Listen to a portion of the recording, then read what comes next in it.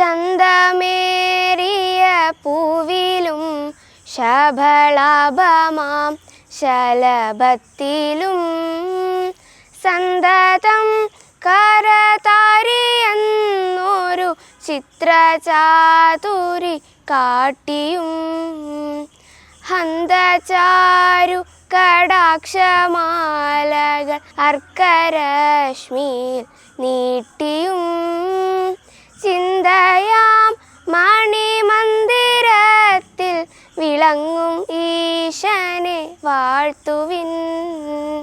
വരികൾ എത്ര മനോഹരമാണ്. ചന്തമേറിയ പൂവിലും ശബളാഭമാം ശലഭത്തിലും, അതായത് പൂവിലും ശലഭത്തിലുമൊക്കെ ചിത്രചാതുരി കാണിച്ചിരിക്കുകയാണ്.